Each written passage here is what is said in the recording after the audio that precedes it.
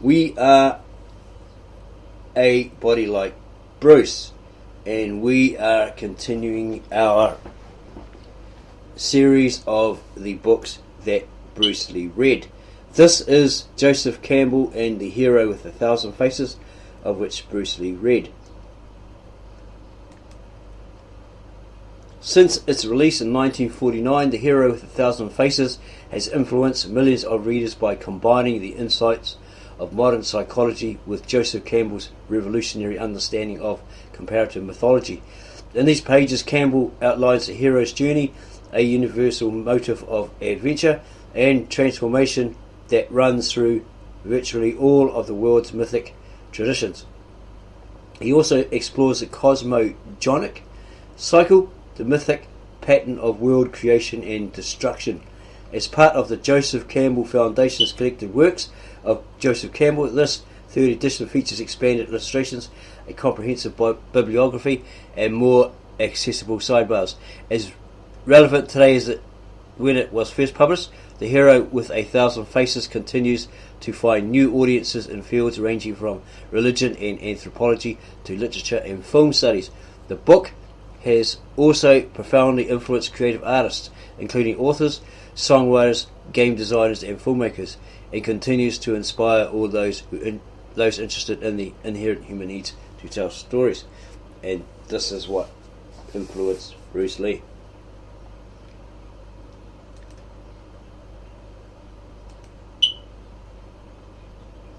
The Hero with 1,000 Faces, Bollingen Series, 17, 3rd edition, by Joseph Campbell.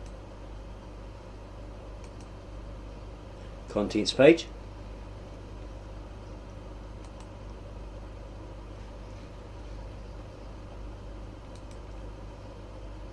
About the collected works of Joseph Campbell. At his death in 1987, Joseph Campbell left a significant body of published work that explores his lifelong passion.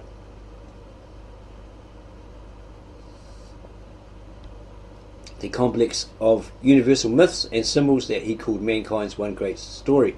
He also left, however, a large volume of unreleased works, uncollected articles, notes, letters and diaries, as well as audio and videotape recorded lectures.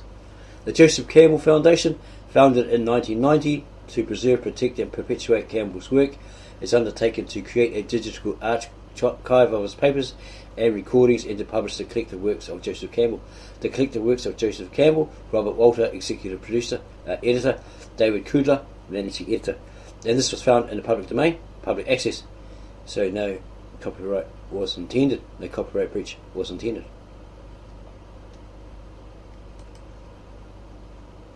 Preface to the 1949 edition. The truths contained in religious doctrines are, after all, so distorted and systematically disguised, writes Sigmund Freud, that the mass of humanity cannot recognise them as truth. The case is similar to what happens when we tell a child that newborn babies are brought by the stork. Here, too, we are telling the truth in symbolic clothing, for we know what the large bird signifies. But the child does not know it. He hears only the distorted part of what we say and feels that he has been deceived, and we know how often his distrust of the grown-ups and his refractoriness actually take their start from this impression. We have become convinced that it is better to avoid such symbolic disguisings of the truth in what we tell children and not to withhold from them a knowledge of the true state of affairs commensurate with their intellectual level. It is the purpose of the present book to uncover some of the truths disguised for us under the figures of religion and mythology by bringing together a multitude of not too difficult examples and letting the ancient meaning become apparent of itself. The old teachers knew what they were saying. Once we have learned to read again their symbolic language, it requires no more than the talent of an anthologist to let their teachings be heard. But first, we must learn the grammar of the symbols, and as a key to this mystery, the author states here, he knows of nothing, or he knew nothing of no better modern tool than psychoanalysis. Without regarding this as the last word on the subject, one can nevertheless permit it to serve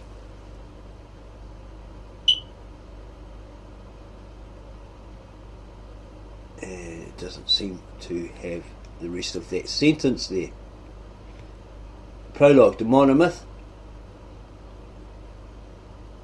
1. Myth and dream. Whether we listen with aloof amusement to the dreamlike mumbo-jumbo of some red-eyed witch doctor of the Congo, or read with cultivated rapture thin translations from the sonnets of the mystic Lao Tzu, now and again crack the hard nutshell of an argument of Aquinas, or catch suddenly the shining meaning of a bizarre Eskimo fairy tale, it will always be the one shape-shifting yet marvellously constant story that we find, together with a challengingly persistent suggestion of more remaining to be experienced than will ever be known or told.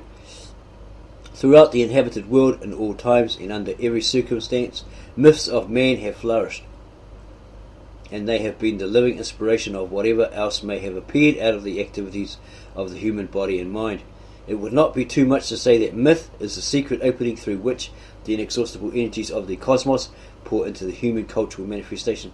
Religions, philosophies, arts, the social forms of primitive and historic man, prime discoveries in science and technology, the very dreams that bliss the sleep, boil up from the basic magic ring of myth. The wonder is that characteristic efficacy to touch and inspire deep creative centres dwells in the smallest nursery fairy tale, as the flavour of the ocean is contained in a droplet, or the whole mystery of life within the egg of a flea. For the symbols of mythology are not manufactured, they cannot be ordered, invented, or permanently suppressed. They are spontaneous productions of the psyche, and each bears within it undamaged the germ power of its source. What is the secret of the timeless vision? From what profundity of the mind does it derive? Why is mythology everywhere the same beneath its varieties of costume, and what does it teach? Today, many scientists are contributing to the analysis of the riddle. Archaeologists are probing the ruins of Iraq, Oman, Crete, and Yucatan. Ethnologists are questioning the Ostiacs of the River Ob, the boobies of Fernando Po. A generation of Orientalists has recently thrown open to us the sacred writings of the East, as well as the pre-Hebrew sources of our own Holy Writ. And meanwhile, another host of scholars, pressing researchers begun last century in the field of folk psychology, has been seeking to establish the psychological basis of language, myth, religion, art, development, and moral codes. Most remarkable of all, however, are the revelations that have emerged from the mental clinic. The bold and truly epic-making writings of the psychoanalyst are indispensable to a student of mythology, for whatever may be thought of the detailed and sometimes contradictory interpretations of specific cases and problems. Freud, Jung, and their followers have demonstrated irrefutably that the logic, the heroes, and the deeds of myth survive into modern times. In the absence of an effective general mythology, each of us has his private, unrecognised, rudimentary, yet secretly potent pantheon of dream. The latest incarnation of Oedipus, the continued romance of Beauty and the Beast, stand this afternoon on the corner of 42nd Street and 5th Avenue, waiting for the traffic light to change. I dreamed, wrote an American youth to the author of a syndicated newspaper feature, that I was reshingling our roof. Suddenly I heard my father's voice on the ground below, calling to me. I turned suddenly to hear him better, and as I did so, the hammer slipped out of my hands and slid down the sloping roof and disappeared over the edge. I heard a heavy thud, as of a body falling. Terribly frightened, I climbed down the ladder to the ground. There was my father lying dead on the ground, with blood all over his head. I was broken-hearted and began calling my mother in the midst of my sobs. She came out of the house and put her arms around me. "Never mind, son, it was all an accident," she said. "I know. You will take care of me even if he is gone." As she was kissing me, I woke up. And here's an example of Vishnu dreaming the universe, carved stone, India, around AD 400 to 700. I am the eldest child in our family and am 23 years old. I have been separated from my wife for a year. Somehow we could not get along together. I love both my parents dearly and have never had any trouble with my father, except that he insisted that I go back and live with my wife, and I couldn't be happy with her, and I never will. The unsuccessful husband here reveals with a really wonderful innocence that instead of bringing his spiritual energies forward to the love and problems of his marriage, he has been resting in the secret recesses of his imagination, with the now ridiculously anachronistic dramatic situation of his first and only emotional involvement, that of the tragicomic triangle of the nursery, the son against the father for the love of the mother. Apparently the most permanent of the dispositions of the human psyche are those that derive from the fact that of all animals, we remain the longest at the mother breast. Human beings are born too soon. They are unfinished, unready as yet to meet the world. Consequently, they hold defence from a universe of dangers as the mother, under whose protection the intra-uterine period is prolonged. Hence, the dependent child and its mother constitute for months after the catastrophe of birth a dual unit, not only physically but also psychologically. And it has a footnote here. It has been pointed out that the father also can be experienced as a protector and the mother then as a temptress. This is the way from Oedipus to Hamlet. Oh God, I could be bounded in a nutshell and count myself a king of infinite space, were it not that I have bad dreams. Hamlet 2:2. All neurotics, writes Dr. Freud, are neither Oedipus or Hamlet, or are either Oedipus or Hamlet. And as for the case of the daughter, which is 1 degree more complicated, the following passage will suffice for the present thumbnail exposition. I dreamed last night that my father stabbed my mother in the heart. She died. I knew no one blamed him for what he did, although I was crying bitterly. The dream seemed to change, and he and I seemed to be going on a trip together, and I was very happy. This is the dream of an unmarried young woman of 24. Wood, Dreams, page 130. Okay. And it's got more on dreams and the unconscious. The unconscious sends all sorts of vapours, odd beings, terrors, and deluding images up into the mind, whether in dream, broad daylight, or insanity. For the human kingdom, beneath the floor of the comparatively neat little dwelling that we call our consciousness, goes down into unsuspected Aladdin caves. They're not only jewels, but also dangerous, jinn, abide, the inconvenient or resistant psychological powers that we have not thought or dared to integrate into our lives, and they may remain unsuspected, or, on the other hand, some chance word, the smell of a landscape, the taste of a cup of tea, or the glance of an eye may touch a magic spring, and then dangerous messengers begin to appear in the brain. These are dangerous because they threaten the fabric of the security into which we have built ourselves and our family. But they are fiendishly fascinating too, for they carry keys that open the whole realm of the desired and feared adventure of the discovery of the self. Destruction of the world that we have built and in which we live, and of ourselves within it, but then a wonderful reconstruction of the bolder, cleaner, more spacious and fully human life. That is the lure, the promise and terror of these disturbing night visitants from mythological realm that we carry within. Psychoanalysis, the modern science of reading dreams, has taught us to take heed of these unsubstantial images. Also, it has found a way to let them do their work. The dangerous crises of self-development are permitted to come to pass under the protecting eye of an experienced initiate in the law and language of dreams, who then enact the role and character of the ancient mystagogue, or guide of souls, the initiating medicine man of the primitive forest sanctuaries of trial and initiation. The doctor is the modern master of the mythological realm, the knower of all the secret ways of words of potency. His role is precisely that of the wise old man of the myths and fairy tales, whose words assist the hero through the trials and terrors of the weird adventure. And it goes on. Now regard the counterpart from the unconscious. One of my patients, writes Dr. C.G.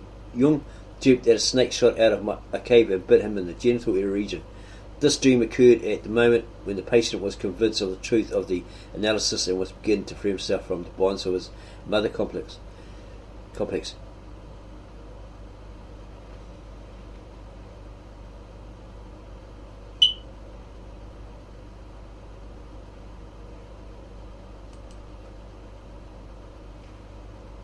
Sigmund Freud stressed in his writings the passages and difficulties of the first half of the human cycle of life, those of our infancy and adolescence,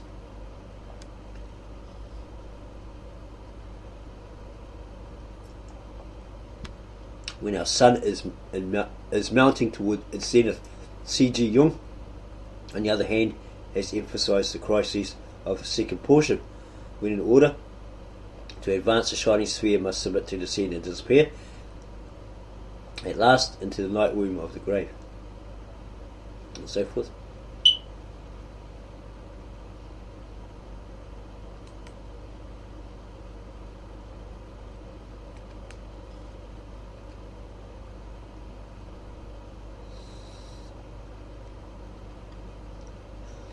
The hero is the man of self-achieved submission, but submission to what? That precisely is the riddle that today we have to ask ourselves, and that it is everywhere the primary virtue and historic deed of the hero to have solved. As Professor Arnold J. Toynbee indicates in his sixth volume study of the laws of the rise and disintegration of civilizations, schism in the soul, schism in the body, social, will not be resolved by any scheme of return to the good old days, archaism, or by programs guaranteed to render an ideal projective future, futurism, or even by the most realistic, hard-headed work to weld together again the deteriorating elements. Only birth can conquer death, the birth not of the old thing again, but of something new. Within the soul, within the body, social, there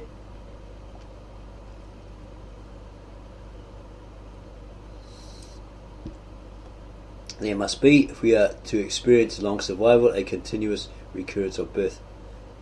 Palingenesia, nullifying the unremitting recurrences of death. For it is by means of our own victories, if we are not regenerated, that the work of Nemesis is wrought. Doom breaks on the shell of our very virtue. Peace then is a snare, war is a snare, change is a snare, permanence is a snare.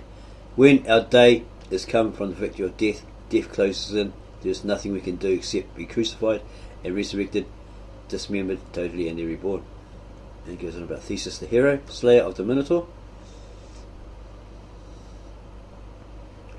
And here's some information here. As Dr. Jung points out, the theory of the archetypes is by no means his own invention. Compare Nietzsche. In our sleep and in our dreams we pass through the whole thought of earlier humanity. I mean, in the same way that man reasons in his dreams, he reasoned when in the waking state many thousands of years. The dream carries us back into earlier states of human culture and affords us a means of understanding it better.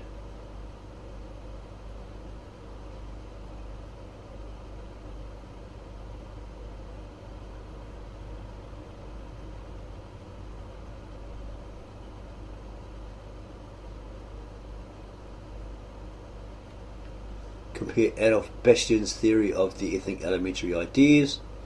Compare Franz Boas. Compare Sir James G. Fraser. Compare Sigmund Freud. Dr. Jung points out that he has borrowed his term archetype from classic sources. Cicero, Pliny, the Corpus Hermeticum, Augustine, etc. Bastian notes the correspondence of his own theory of elementary ideas with the Stoic concept of the logoi spermatikoi, the tradition of the subjectively known forms. Sanskrit, and it's here in Sanskrit, is in fact coextensive with the tradition of myth and is the key to the understanding and use of mythological images, as will appear abundantly in the following chapters. Okay, so we're trying to get to the gist of this book. Is it all about dreams and the mythological hero? It appears to be that way. People in their dream experiences.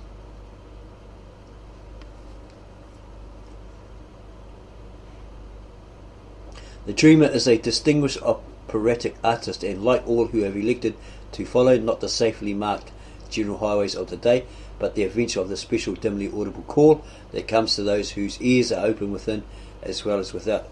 She has had to make her way alone through difficulties not commonly encountered, through slummy, muddy streets. She has known the dark night of the soul, Dante's dark wood, midway in the journey of our life, and the sorrows of the pits of hell. Through me is the way into the woeful city, through me is the way into eternal woe, through me is the way among the lost people. It is remarkable that in the stream, the basic outline of the universal mythological formula of the adventure of the hero is reproduced to the detail.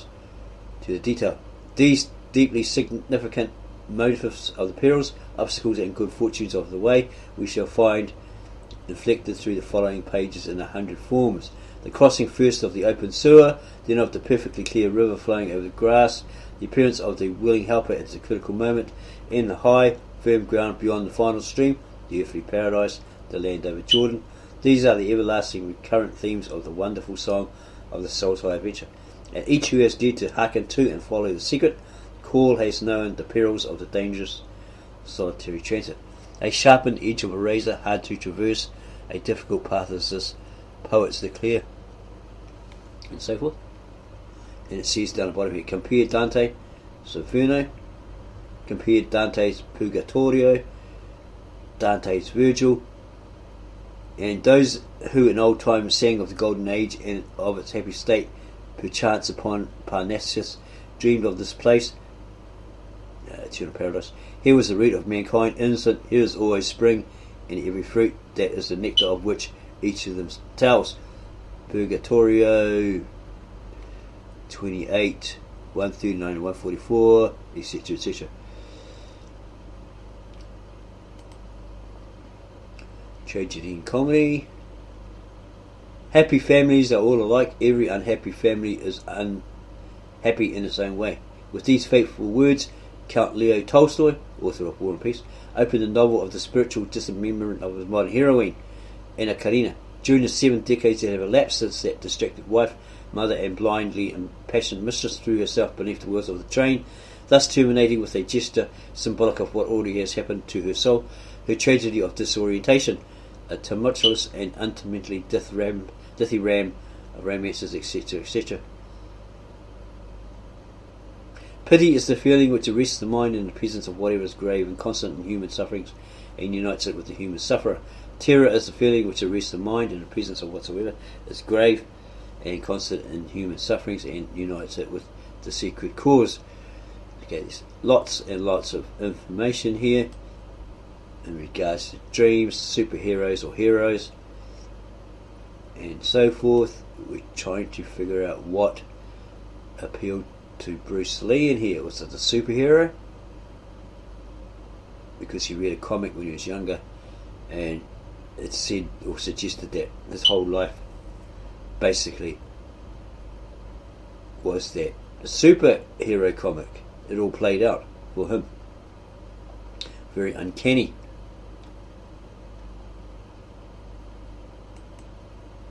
What is that?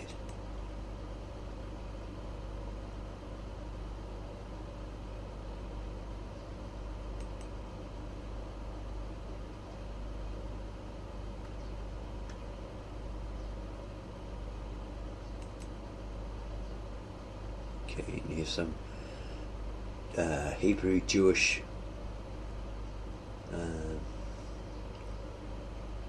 scripture here and what it relates to, and it has Gautama the Buddha, some information on him. As we soon shall see, whether presented in the vast, almost oceanic images of the Orient, in the vigorous narratives of the Greeks, or in the majestic legends of the Bible, the adventures of the hero normally follows the pattern of the nuclear unit above described: a separation from the world, a penetration to some source of power, and a life-enhancing return.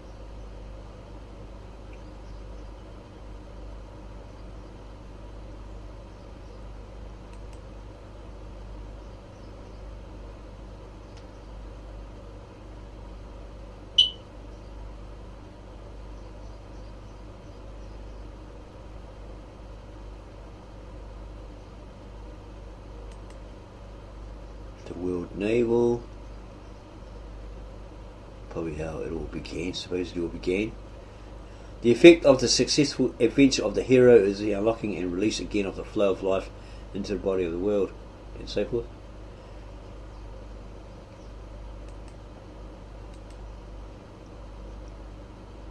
Mention of the Kaaba and the Quran.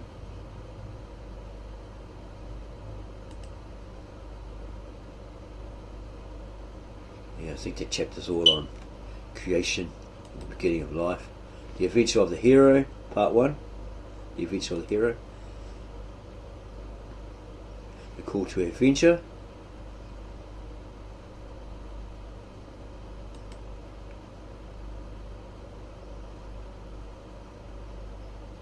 And some parable here about a frog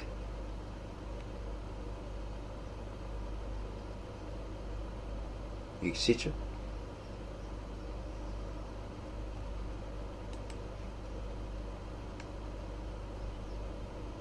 Egyptian myth.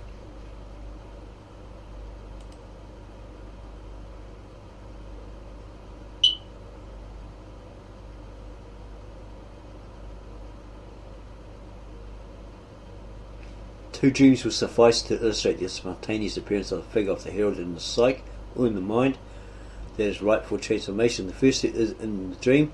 The first is the dream of a young man seeking the way to a new world orientation. I am in a green land where many sheep are at pasture. It is the land of sheep, and the land of sheep stands an unknown woman and points away. The second in the dream of a young girl. The second is the dream of a young girl whose girl companion has lately died of consumption. She is afraid that she may have the disease herself. I was in a blossoming garden, the sun was just going down, etc., etc. Will thou go with me? Without attending my answer, he took me by my hand and carried me away. Okay. With a dream or myth in these adventures, there is atmosphere of irresistible fascination about the figure that appears and suddenly as a guide, etc., etc. Refusal of the call.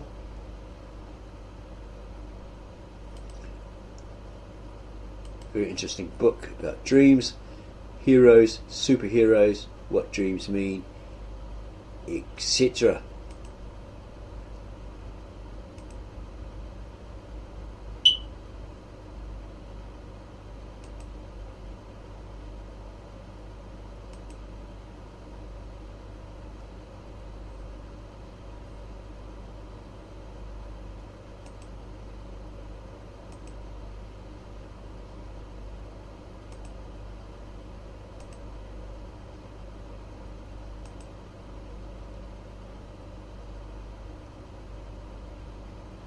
Figure 17. Baal with thunderbolt spear, limestone stele, Syria, 15th to 13th century BC.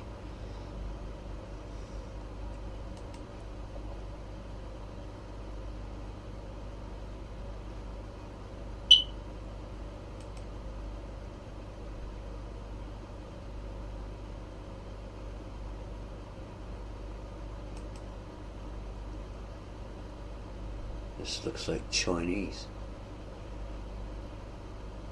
Threshold guardians bearing thunderbolts, painted wood, Japan, AD 1203. Japanese, Asian.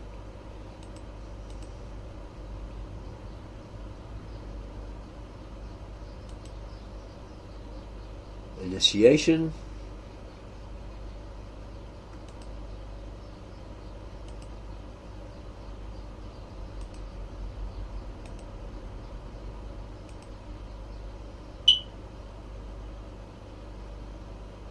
Looks like ancient African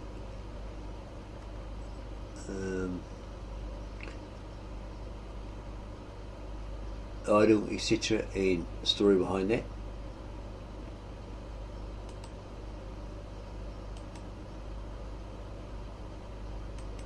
Possibly Bruce Lee read this and stumbled on or believed in the importance of being a hero, some kind of hero. Why else would he be reading this? Just an assumption.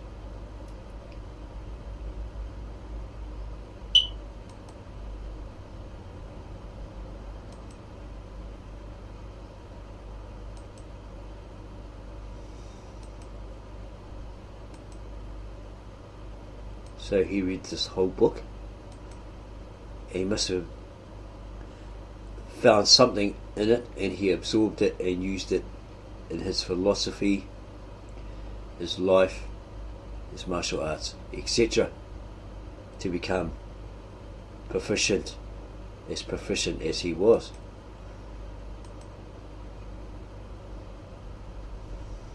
Maybe there's a Bruce Lee podcast with Shannon Lee and Sharon Lee that explains why he read this book. We're not too sure on that one. If we find it, we'll do a video on it. If it's found in public domain, public access. It goes on about Satan and Job, the book of Job.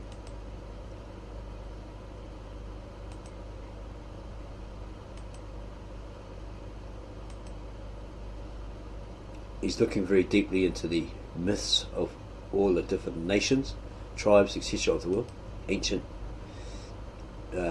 myths.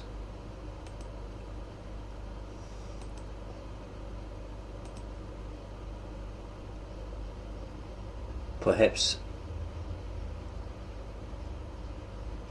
Bruce Lee was interested in the Eastern mysticism, etc. That's why he read this book extensively.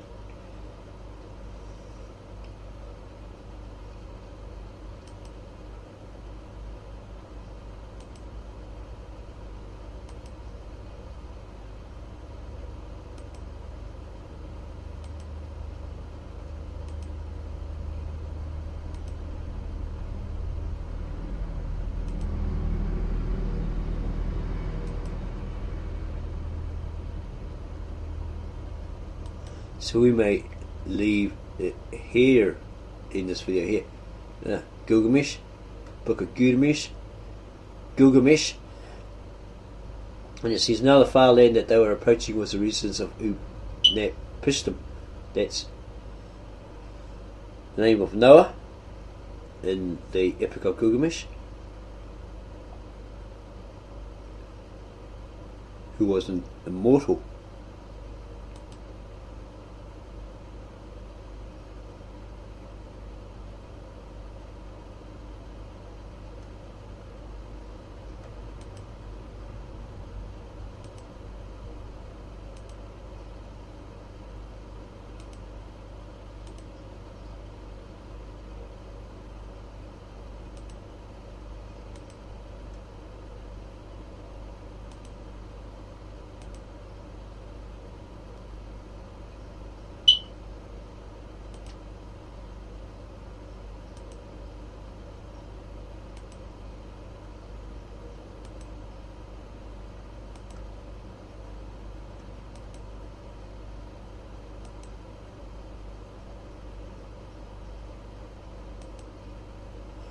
So we'll end this video here. I hope you found it interesting. If you did, give us a like, subscribe to our channel, add your comments below the video, and then share this video with all your family, friends and neighbours who are interested in Bruce Lee, discovering Bruce Lee's mindset. They might be like hardcore Bruce Lee fans, asking questions, seeking answers. Share that with them, so they can grow, so that all their questions will be answered.